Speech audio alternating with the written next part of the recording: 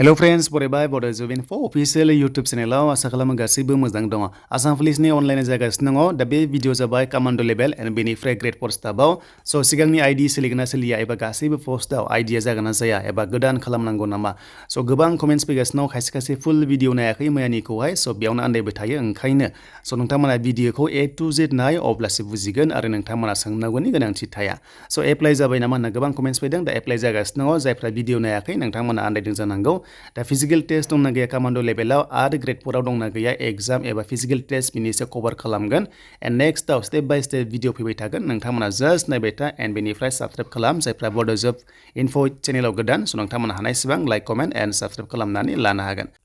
दा जेब्ला अफिसियेल वेबसाइटआव फैयो अब्ला नोंथांमोना मोनसे अपसन मोनदों बेनो जाबाय एप्लाइ हियर मोनदों माने गासैबो 5000 पोस्टआनो एप्लाइ जागासिनो लास्ट डेटआ 1 नभेम्बर 15 डेजल' नोंथांमोना टाइम मोनदों अके स' मानोना नोंथांमोननि फिजिकल टेस्टआ एबा रिलिया एग्जामा थाबैनो जागोन स' बेखायनो एप्लाइ हियरआव बेयाव खनसे क्लिक खालामनाय लोगो लोगो दा बेयाव माखासे गाइडलाइन्स दङ नोंथांमोनाहाय बिनिफ्राय एप्लाइ अनलाइन मोनदों गाहायाव अपसनाव बेयाव क्लिक खालामनाय लोगो लोगोनो बेबादि ओंखारगोन आरो जायफ्रा आईडी बानायनांगौ अब्ला नोंथांमोना रेजिस्टाराव क्लिक खालामनांगोन आरो जायफ्रा आईडी जाबाय अब्ला लगिनआव क्लिक खालामनानै बेवहाय स' नोंथांमोननि आईडीखौ होनानै मबाइल नम्बरजों बार्थडेखौ होनानै नोंथांमोना लगिन खालामनो हागोन। थ' बेखौ जोङो बेक थांफिननानै जों रेजिस्टार खालामनाय प्रसेसआव फिन खनसेबाव थुनाय लोगो लोगो स' बेबायदि ओंखारगोन नै दा माखासे इम्परटेन्ट गाइडलाइन्सआ बेनो फट'आ बेकग्राउन्डआ गुफुर कालार जानांगोन आरो जानुवारि 1 2023 निफ्राय खेबनै जानांगोन होनना बुंदों माने देग्लायनि जाथारनांगोन एन्ड बेनिफ्राय मेक्सिमाम फाइला नोंथांमोना 450 किबिसिम आपल'ड खालामनांगोन ब्लारबो खालामनाङा फिसा खालामनाङा गिदिर खालामनानै हरबानो जाबाय जाहाथे मोजाङै जायो एन्ड बेनिफ्राय साइना 100 किबिसिम नोंथांमोनाहाय आपल'ड खालामनांगोन स' बिनि अनगायै गासैबो डकुमेन्ट्सखौ नोंथांमोना PDF सो खालामनांगोन अके स' PDF खालामनानैसो 200 किबिसिम नोंथांमोना मेक्सिमाम आपल'ड खालामनो हागोन अके स' बेनो जाबाय कास्ट सार्टिफिकेट नांथारगोन बेनिफ्राय एडमिट नांगोन क्लास 10 पासनि एन्ड बेनिफ्राय क्लास 10 पास नङिफोरा नोंथांमोना सार्टिफिकेटआव जि बार्थडे थानाय बेखौ हरबाबो जागोन एबा बार्थ सार्टिफिकेट हरबाबो जागोन बेनिफ्राय नोंथांमोना एमप्लयमेन्ट एक्सचेन्ज नाम्बारा दङबा होबानो जाबाय नाथाय नांथारा दायो एन्ड बेनिफ्राय नोंथांमोननि हम गार्ड ट्रेनिं NCC दङबा नोंथांमोना हरनो हासिगोन एन्ड बेनिफ्राय एक्स सार्भिसमेन दङबा हरनो हागोन नाथाय मोनसे बाथ्रा जायनोखि Exe-NDFB नोंथांमोना सार्टिफिकेट नांथारगोन अके बे गैयाबा नोंथांमोना खालामनो हानाय नङा नाथाय ग्रेड 4 आव नोंथांमोना रिजार्भेसन गैया खालि AB बेनिफ्राय UB पोस्टआवल' Exe-NDFB आ 2% रिजार्भेसन दङ अब्ला 78 AB UB कनस्टेबलआव पोस्टआ दङ नाथाय बेयाव सार्टिफिकेट थाबासो नोंथांमोना Exe-NDFB होननानै गनायजागोन नङाबा बेयाव जानाय नङा स' बिनिफ्राय ओरैबायदि मोनसे बाथ्रा बुंदों जायनोखि क्लास 4 एबा नोंथांमोना ग्रेड 4 एप्लाइ खालामगोन दा ग्रेड 4 होनोबा हमना ला बे नोंथांमोननि आसाम पुलिसाव ग्रेड 4 स्टाफ ओंखारदों खामानि मावग्रा स' बेयाव क्लास 6 बेनिफ्राय 7 8 नोंथांमोना फरायनाय सार्टिफिकेट आपल'ड खालामनांगोन HSLC एबा नोंथांमोना बेनि सार्टिफिकेट गैया हमना ला आन्डार मेट्रिक अब्ला नोंथांमोननि फरायनायनि सार्टिफिकेटआ बेखौनो आपल'ड खालामनांगोन एन्ड बेनिफ्राय ड्राइभिं लाइसेन्स नोंथांमोना जुदि ड्राइभिं दङबा स' नोंथांमोना क्लास 10 पास बा ड्राइभार दङबा LMB स' नोंथांमोना एप्लाइ खालामनो हागोन डिग्रियानो जा HSआनो जा नाथाय 10 पास जाथारनांगोन अब्लासो नोंथांमोना ड्राइभार पोस्टआव एप्लाइ खालामनो हागोन स' बेखौ आं क्लियार खालामबाय दा रेजिस्टार खालामबा नोंथांमोना बेवहाय नोंथांमोननि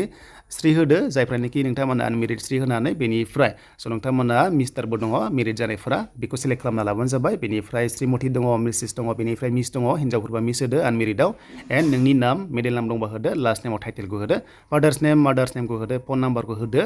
एमप्लयमेन्ट एक्सचेन्ज बाथ्रा जाबाय जेराव गोजा गोजा होनाय दं बे कम्पालसरि नांथारगोन नाथाय एमप्लयमेन्ट एक्सचेन्जआ नांथारा दायो आसाम पुलिसाव हाइएस्ट क्वालिफिकेसना मा दं बेखौ होबानो जाबाय बेनिफ्राय सेलेक्ट खालामदो डिस्ट्रिक्टखौ नोंथांमोना बेनिफ्राय जेन्डारखौ सेलेक्ट खालामदो नोंथांमोननिखौ एन्ड बेनिफ्राय कास्टखौ नोंथांमोना STPआव होदो लास्टआव दङ पार्टिखौ होनानै आधार कार्ड नाम्बारखौ होबाबो जागोन होआबाबो जेबो नङा एन्ड टिक मार्क होदो बक्सआव एन्ड बेनिफ्राय रेजिस्टार खालामबानो आईडी मोनसिगोन अके आरो जेब्ला आईडी मोनो अब्ला बेक थांनानै नैबे लगिनआव थुनाय लोगो लोगो बबे पोस्टआव नोङो एप्लाइ खालामनो हायो बे ओंखारखायो स' बेखायनो आं बेयाव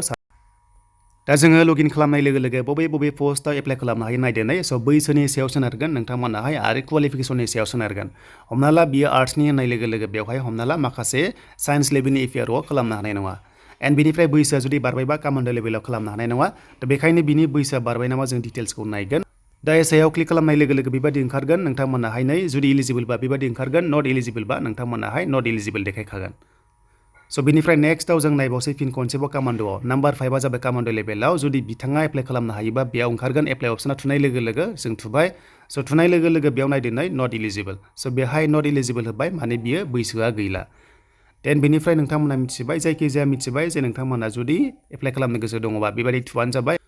दा दा बे जाबाय जोंहा डिग्री पासनिमोन देन बेयाव नै डिग्री पासआ बे ग्रेड 4 आव खालामनो हाया जुदि एचएस पासल' बा नोंथांमोना हाइस्ट क्वालिफिकेसना अब्ला बे खालामनो हागौमोन ग्रेड 4 लेभेलाव स' बेनोमोन एन्ड बेनिफ्राय फैबाय दाना मस्ट इम्पर्टेन्ट कुइसनाव जे सिगांनि आइडिया जागोन ना जाला स' सिगांनि आइडिया जाला अके एन्ड नोंथांमोना निउ आइडि खालामथारनांगोन अके निउ आइडि खालामनानैसो नोंथांमोना लगइन खालामनांगोन आरो स' नोंथांमोननि ग्रेड 4 आव स' ग्रेड 4 आव नोंथांमोना फिजिकेल टेस्टआ गैया नोंथांमोना फिजिकेल टेस्ट गैया बेनिफ्राय 50 मार्क्सनि नोंथांमोना स्किल टेस्ट जागोन आरो बेयाव पास जाबानो साख्रि मोनगोन एन्ड बेनिफ्राय कमान्ड'आव स' कमान्ड'आव नोंथांमोनाहाय फिजिकेल टेस्ट दङ अके थ' कमान्ड' लेभेलाव फिजिकेल टेस्ट दङ साइक' टेस्ट दङ एग्जाम गैया आरो बेयाव पास जाबानो नोंथांमोननि साख्रि स' बेनोमोन नोंथांमोननि माखासे डिटेल्स